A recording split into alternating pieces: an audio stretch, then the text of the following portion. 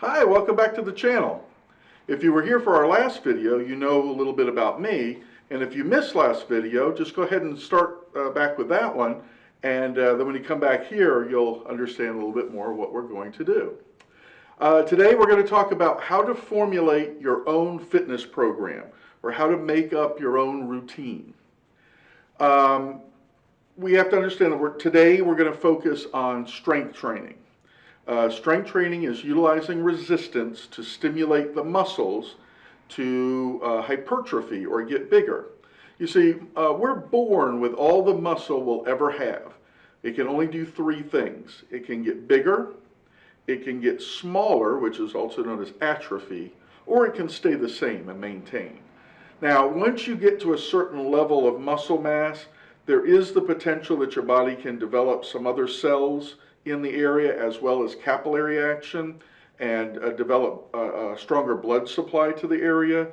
However, those are temporary. The minute you stop stimulating it, those go away. The main muscle stays, the fibers stay there, and they just shrink back down. It's a use it or lose it principle, as with most things in the body. So we want to stimulate and give our body a darn good reason to keep all the muscle that we have. One thing we have to do is get past the idea that we do not have time to exercise. There are 168 hours in a week. If we can devote 2 or 3 of those to strength training and 2 or 3 of those to cardiovascular training, we still have 162 hours left over, okay? And if we erase all the hours left sleeping, it still leaves us a tremendous amount of time. It really gets under my skin when I hear someone say, I don't have time to exercise, yet they can tell me every television program from 4 o'clock in the afternoon until 11 o'clock at night. One of those programs is far less important than your health and well-being and could easily be substituted for a little physical activity. I promise you. You won't even miss it. When you start cutting back on television, you'll kind of kick yourself and wonder why you hadn't done that a little bit earlier. Now, nothing against television. In fact, you're sitting down to watch a video right now, but hopefully you're taking this time to educate yourself so that you'll better understand how to substitute some of your leisure time for more exercise time in your life. Frequency of training. How often should I be exercising? Well, at a bare minimum, you want to get 2 days a week of strength training. With a 7-day week, we have this weird, nothing is even. So if you worked out every other day, there still would be a gap where you would have an odd time there. If you were doing, for example, Monday, Wednesday, Friday, then Saturday, Sunday, your body would expect to work out on Sunday, but you'd be working out on Monday. So we have to calculate our workout frequency to correspond to our 7-day week. As long as we're getting at least 1 strength training workout per week, we will at least maintain our level of strength. Now, most of us are not happy with our level of strength. We would like to be stronger. As we age, we start to lose the ability to maintain more strength. So we want to keep as much as we have or continue to build on that so that for things like fall prevention and being able to function throughout the day. In other words, get up and walk around. So it was discovered back in the late 70s and early 80s. There was a gentleman by the name of Clarence Bass. Now, Clarence Bass was an attorney in the Albuquerque, New Mexico area. He was a competitive bodybuilder, and before that a power lifter. And he was known for getting his body fat levels to extremely low numbers, percentages.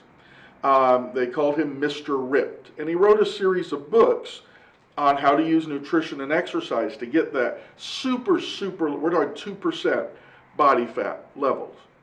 Well, in his experiments at the University of New Mexico at Albuquerque, they determined that a span of 9 days is the cutoff for diminished returns. In other words, as long as you stimulate the muscles, especially if you're a strength athlete, power lifter, weightlifter, that type of thing, strong man, as long as you have stimulated that movement or the group of muscles within 9 days of the previous bout, then you will maintain your strength. After 9 days, the body has gone into a lose it, use it or lose it, a lose it proposition, and it starts to break down what it perceives to be unnecessary muscle. We perceive muscle to be very necessary. We need it for a metabolism. Muscle, skeletal muscle in the body is metabolically active, which is a fancy way of saying it burns calories 24 hours a day. So whether you're stimulating them or resting and recovering, you're still burning calories with the amount of muscle that you have on your body. And people will say, men lose weight faster than women. That's because men have more muscle usually per pound than women. And so we're able to stoke that furnace a little bit easier because of that. So as long as we have had another bout of exercise within 9 days, we're not going to lose our strength. But working out every 9 days is not going to get us what we're after either. We're certainly not going to lose any body fat. We're certainly not going to hypertrophy or make those muscles bigger because there's nothing to stimulate them to do so. Again, remember, you are born with all the muscle you'll ever have. Now, the muscles themselves operate on an all or none principle. So when we are contracting the muscle, we can't contract part of the muscle. We can contract that muscle in its entirety or not, all or none. So if you see a program that says, oh, well, I want to stimulate the bottom part of my bicep or the inner part of my chest, what they're really saying is I'm going to select a movement where the movement, the force of that movement originates at that insertion or origin of that muscle. That's where it attaches to the bones. So when we do such a thing, we get the sensation that we are emphasizing a part of the muscle, but in reality, the entire muscle is contracting. Otherwise, we wouldn't get the function that we're after. Now, the workout itself, we know that a 9-day rule will give us, if we go more than 9 days, we will get diminished returns as far as strength training is concerned. But if we go more than an hour or so in our workout, we also will get diminished results. The exercises at the beginning of the workout, when we're fresh, we have a lot of free-flowing glycogen or blood sugar at our disposal for energy. The muscles haven't been fatigued or exhausted or broken down in that way. We're going to be the best at the beginning. As the workout lingers on, unless you're working at such a low intensity that you can manage to stay in the gym for 4 or 5 hours, you're not going to be able to do that. In fact, you're not going to want to do that. You want to get in, hit the muscles, stimulate them, and get out within an hour. Now, that doesn't mean that 10 minutes is better than an hour, but 45 minutes to an hour is our targeted time for workouts. And as long as you're not sitting around looking at your phone or talking to that pretty girl at the water fountain and minimizing your rest period so that you've just recovered enough to go to the next set of it or to the next exercise, then you're going to get it in there. A lot of time is wasted in the gym where it becomes a social engagement and not a exercise or physical fitness engagement. We're going to use some terms here in a few minutes where we talk about reps and sets. Reps, of course, is short for repetition, or the number of times that you perform the exercise before putting the weight down. Our body, our daily life, is not set up for repetition. I mean, we're capable of it, but that is not how we go about our daily life. For example, you don't see a box on the floor that needs to go on that shelf, and you pick it up and put it on the shelf and put it down and pick it up and put it on that shelf for 10, 12, 15, 25 times. No, we do it once. We have accomplished that task that we're looking for. Exercise is not just one, unless you're in a powerlifting or Olympic lifting competition. So it's that repetition of picking up and putting down that really stimulate the muscles. If you think about a football team, there's 11 guys on the field, but there might be 30 guys on the bench. Your muscles operate in that very similar way. You will have a certain number of fibers that are recruited to perform a movement. And again, I'm going to use my curl here, okay? So whatever weight I have on the bar or the dumbbell or the dumbbells in each hand or the machine that I'm using, whatever that level of resistance is, will require a certain percentage of my muscle fibers to fire in order to raise the weight. We cannot consciously recruit 100% of the fibers, no matter how heavy the weight is. Now, in a fight or flight situation, we hear the stories of the old lady that picked the car up off of the child after the car accident, where the car rolled on the child. Her body was able to fire 100% of those fibers, but in a vast majority of those situations, the people were drastically injured as a result. In other words, there was so much force that the muscles, the tendons themselves, ripped from the bone, or the muscle ripped in half, because there's so much force being delivered. But we have a protection mechanism on board our body that keeps us from doing that intentionally. So we recruit what we feel like is 100%. Well, it might be, well, let's use our football team. It might be 11 fibers firing right there. Now, some of them don't have the endurance of others, so they will start to fatigue out after maybe 4 repetitions. We've decided that this set's going to be 12 repetitions. So I've got 8 to go. So let's get him off the field and get someone off the bench into the movement. So what I want to do is keep the repetitions going so that I am recruiting more and more players into the game. The more that I can do that, the more results that I'll see, the more benefit that I will receive from that exercise. If I only stimulate those 11 guys and really 8 of them are kind of doing the work, and there's never a reason to get anybody off of the bench. Heck, I got 3 guys on the field that aren't even playing. Then there's nothing to cause the body to make you stronger. Which brings us to another point. We do not get stronger in the gym. Bear with me. We get stronger when we go to bed. And more specifically, when we wake up from sleep. In the gym, with all this equipment, it looks like torture equipment, doesn't it? It looks like I'm in a medieval torture chamber. And I kind of am.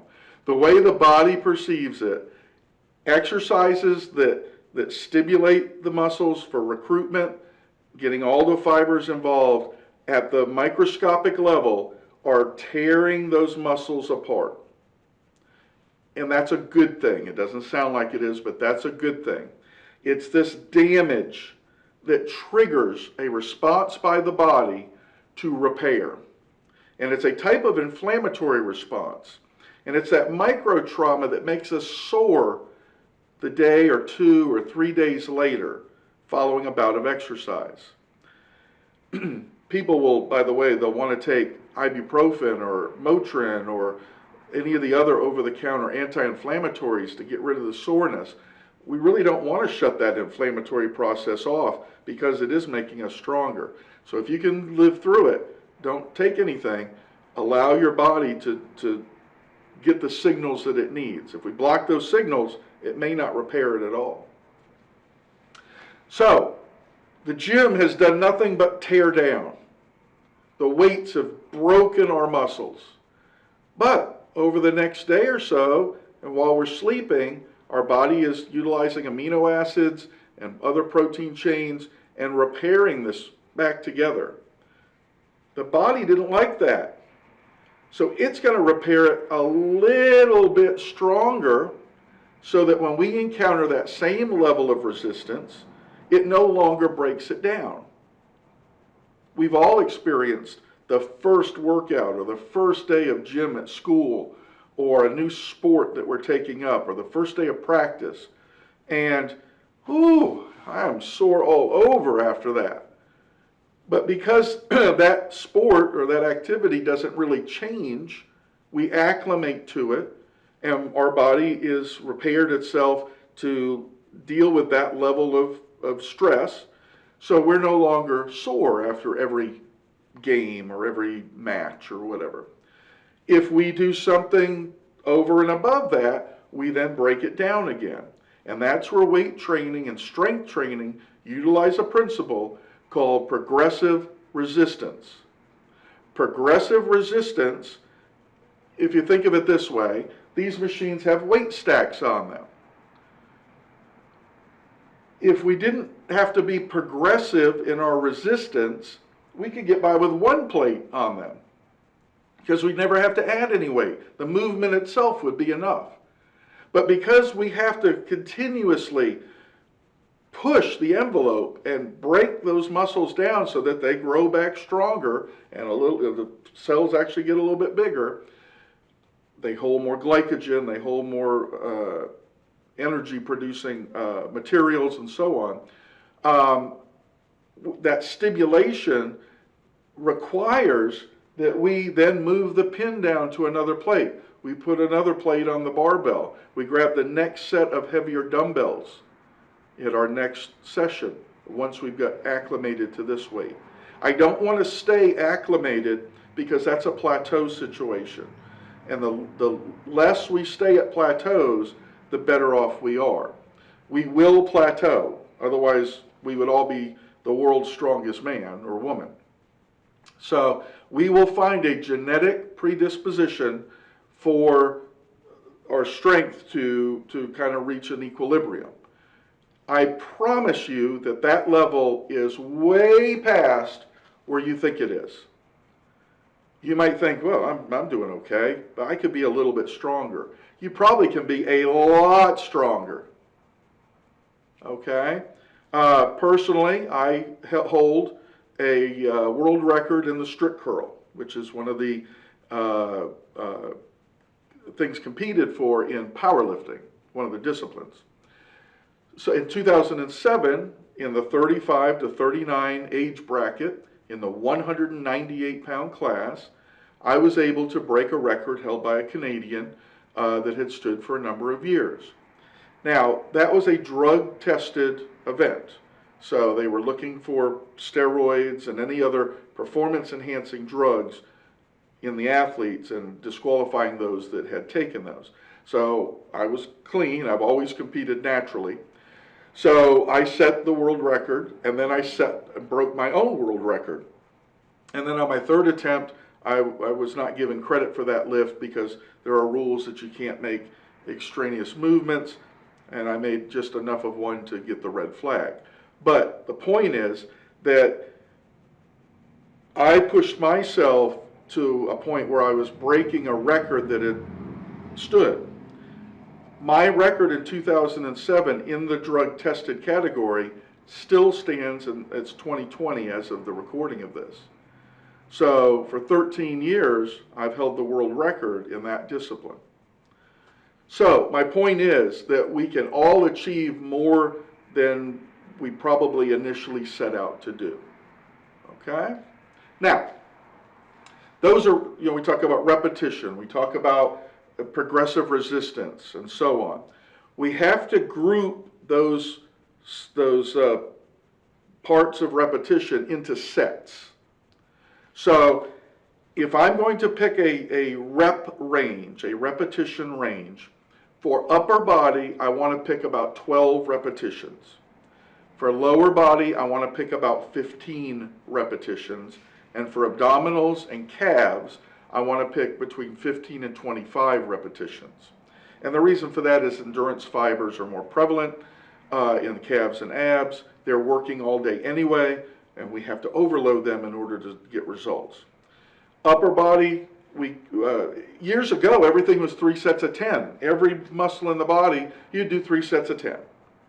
Well, with the onset of technology and electromyography, which is a way of detecting how the muscles are contracting while they're being stressed, we found that we get some of that maximum recruitment by doing 12 repetitions for upper body and 15 repetitions for lower body, providing the weight is appropriate. Appropriate weight is a weight that if I set a goal of 12 repetitions, that I could do 13 or 14 if my life depended on it with perfect form. I couldn't do 15. The weight would be too light. If I can only get 10, the weight is too heavy, and I need to adjust that. So what is the perfect weight? I have no idea. And until you experiment, you won't either. And the perfect weight today will be different tomorrow, and it was different yesterday. So we have to find an appropriate weight. Some days we'll go into the gym and the weights feel light as a feather. So you put a little bit more on for the next set, and so on. Some days they feel like 1,000,000 pounds, and you have to get into the third or fourth exercise before you're even comfortable with the weight you normally use. That's normal. That's perfectly normal. Okay? So I have my repetition range, 12 to 15. How many sets? I do like to stick with 3 sets. Now, if you're a more advanced trainer, because we're referring to beginners here, but if you're a more advanced trainer, you may benefit from 4 or 5 sets. Your rep range for a bodybuilder might be 8, 10, 12, 15, where I'm adding weight, or excuse me, 12, 10, 8, 15, where I'm adding weight so that my repetitions go down a little bit, but my weight goes up. So I did 12 on the first set, 10 on the second set, and only 8 on the third set because I keep adding weight. But then I lighten the weight and I get 15 on the last one. To, again, in case anybody didn't get a chance to come off the bench, now's their chance. Okay? 2 days a week minimum for strength training. Let's say that again. 2 days a week minimum. I prefer, and that would be working the entire body on both sessions. We're not going to split that up. 3 days is better. But one thing we don't want to do is utilize resistance training 2 days in a row for the same body part. Now, if your routine is, again, more advanced and you're doing maybe pushing exercises for the chest, shoulders, and triceps on Monday, Tuesday you could come back and do your back exercises and bicep or your pulling exercises. And then even on Wednesday you could come and specialize on legs and then take a day off and do that again, and that carries you through the weekend. Then you would take Monday off. So you can do a 7-day cycle that way, still hitting each body part twice a week. But you can see that takes a great deal of dedication and time to do. And you have to be able to get in and out of the gym on the weekends, and some gyms maybe not even are open on a Sunday if it's a mom and pop gym in your local area. So again, that's more advanced, but you want to have at least 2 times that you have stimulated every muscle of the body with strength training. Today we're going to talk about how to build a 2-day-a-week program, a 3-day-a-week program, and so on. All of this is for fitness. All right? Fitness is different than bodybuilding. Bodybuilding is different than powerlifting. Okay? In fitness, our goal is to be as healthy as we can. We are stimulating our muscles so that they are operating at their optimum. They are burning calories. They are in a state of tone all the time, and we are always at the ready for any type of physical activity. We have no risk of falling other than tripping on something, okay? We're not going to just fall because we lost control. That is far different than bodybuilding. Bodybuilding, every moment is dedicated to make each muscle bigger, more shapely. There's a little bit of things that we can do to change the shape of a muscle, although we are very, very much bound by genetic predisposition. If you're bound to have a long bicep, you're never going to have a real peaky, short bicep. It just isn't, unless you tear it. It just isn't going to happen. But we can maximize what we have and try to work on shaping the muscles to a very, very small extent. Okay? And that is the focus of bodybuilding, to reduce the body fat levels as low as they will humanly go, maximizing muscle mass in a way that is presented to the judges in a symmetrical and aesthetic package. That's bodybuilding. That has nothing to do with fitness. You can be incredibly unhealthy, especially if you're resorting to steroids and diuretics and human growth hormone and exogenous from the outside insulin that your body doesn't really need, all to potentiate, shuttling sugars into the muscles. It's a mess, okay? If you're relying on drugs to get the body that you want, if you're the body that drugs build, you're not going to be healthy. Our focus is on health and wellness, not just if you can get a 20-inch arm. Powerlifting, consequently, doesn't matter what you look like. It's how much weight can you lift. So they're going to be training with much, much heavier weights and a much lower rep range. 6, 5, 4, 3 reps to stimulate everything that they can. You really only ever do the one in competition, but you want to peak for that competition, okay?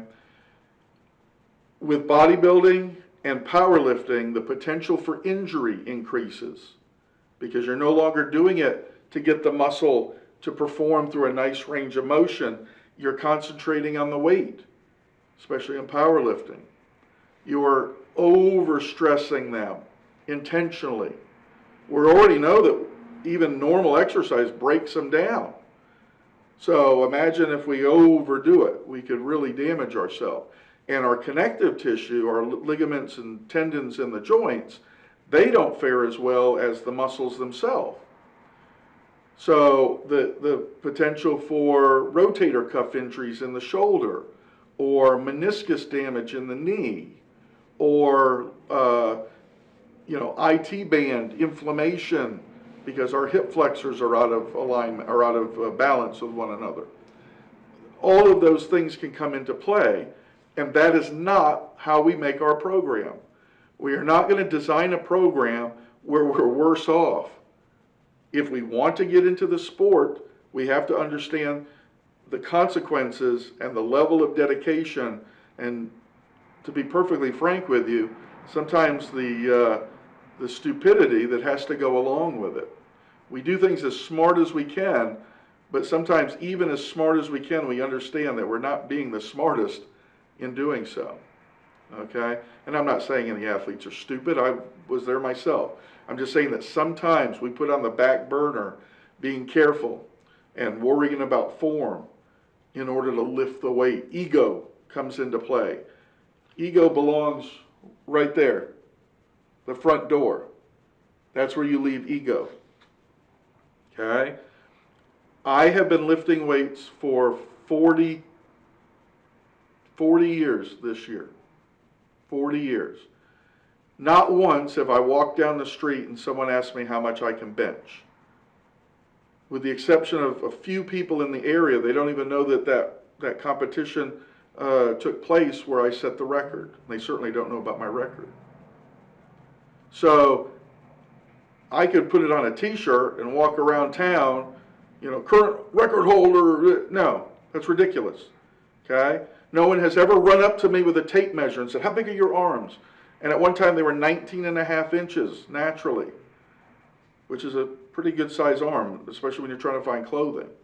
Okay? So don't worry about it. People will look at you and go, hey, that guy's in good shape. Okay? If you're worried about what other people are saying. Okay? So let's talk about making our program. So I am going to say that I'm going to work out twice a week. And I am going to pick 2 exercises per body part to be performed both times. I'm going to start with the largest body part in the body, which is the legs. And I'm going to perform my leg exercises. Well, first, I take that back. I'm going to warm up. I'm going to warm up first. And I'm going to perform 1 or 2 exercises utilizing just my body weight for about 25 repetitions. I want to get as much blood flowing to those muscles and warm them up, bring the nutrients to the muscle, and set up the pipeline so that the waste product can go away as well. So there are times where our body will shuttle blood to like the core for digestion, for example. So I don't want to work out right after eating because I'm going to need that blood in the muscles. So I'm going to warm up thoroughly. I want my joints to feel like we're ready to go. And the older you get, the more warm-up may be necessary. Okay? It's a sad fact of life, but it's true. So I'm going to get warmed up. I'm going to feel like I'm into my routine now. And then I'm going to start with legs. And I'm going to perform 2 compound exercises for legs. Now, a compound exercise, and all of the exercises in future videos with explanation and demonstration are going to tell you if that's a compound exercise or an isolation exercise.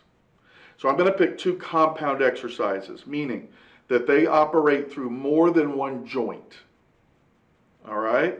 If I'm doing, this, that's isolation right here in these muscles. Okay? If I'm doing this, all right, I've got joints here and more muscles are being stimulated as I go. Okay? This is isolation because this is the only joint that's being affected. This is compound because these joints are being stimulated. Okay? So I'm going to pick 2 compound exercises for legs, trying to hit the quadriceps, the thighs, the hamstrings, the glutes, okay, and to some extent the calves. Then I'm going to move on to the next largest body part of the body, which is your back. The back is an out of sight, out of mind group of muscles. And we'll talk about this specifically with the back exercises.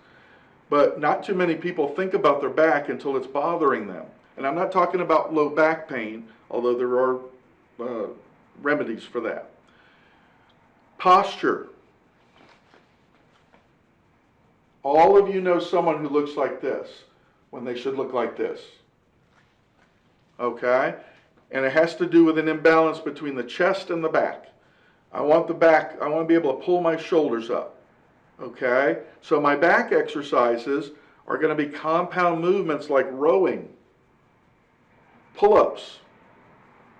Okay? Again, compound exercises. We'll be demonstrating those. Next largest body part, the chest. Okay? And the chest includes the muscles in and of the rib cage, the serratus and intercostals. Okay? Being able to take a nice deep breath are those rib cage muscles. Everybody wants a big chest, men or women. All right? For women, the underlying musculature of the pectoralis muscles of the chest itself have a huge responsibility of lifting the breast tissue. So when those muscles are weak, everything sags. When those muscles are tight, it literally pulls the skin and pulls up tissue, which, to be perfectly frank, is mostly fat anyway for women. Okay? But for men, we want that He-Man look to walk down the beach. Okay? So everybody thinks that they need to work chest and arms more than anything. Let's keep it balanced, okay? The chest will come. And I'm going to choose compound movements for my chest. Later on, I'm going to add isolation, but for right now, we'll focus on compound movements for chest. Then I'm going to move on to my shoulders. Okay, the shoulders, in this case, are going to include the deltoids, the three heads of the shoulders, anterior, medial, and posterior head of the deltoid, and the trapezius muscles. So things like overhead pressing, providing you don't have any neck injuries that would prohibit that. Upright rowing, done properly, or not damaging to the shoulder, but there are bad form breaks that will cause the rotator cuffs to suffer. So if you see someone doing this, don't automatically assume that that's a bad exercise. We're going to talk about that in a minute. So, but these compound movements for the shoulders to stimulate shoulders and trapezius. Then the arms, bicep and tricep. We're going to leave them to the end because we've needed them for all the triceps were used in all the pressing, biceps were used in all the pulling already. Okay? And then I'm going to finish my routine with abdominals. Abdominals are necessary for every exercise if you're holding form properly because you're going to keep that core very, very tight. Okay? So there we have it. Legs, back, chest, shoulders, arms, and abs. 2 exercises per body part. I'm in and out in an hour, and as long as I minimize my rest periods, and away I go. That I can do that twice a week, and then I want to add cardiovascular training in the form of walking briskly, utilizing a treadmill, a stationary bike, an elliptical trainer, a rower, okay, a stepper, Versa climber, any of those cardiovascular types of training. You may attend dance class, or you may be a competitive jump roper. You know, those are cardio, all right? Sports like tennis, that's your cardio. Racquetball, that's your cardio. Swimming, it's your cardio, okay? So you're going to get your cardio in, you're going to get your strength training in, you're going to be watching your nutrition. We're not going to talk about that today, but that will get you set up, okay? So from here on in, the videos will be broken down by body part to include the exercise, an explanation of compounder or isolation, proper form, and pitfalls to avoid for that exercise.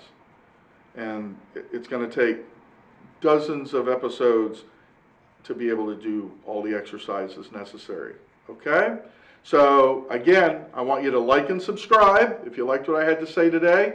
By subscribing, obviously you'll be notified of our next video. That'll be coming out next week. So don't forget to hit that notification bell so that you'll know when that happens. And I'll see you in the next video.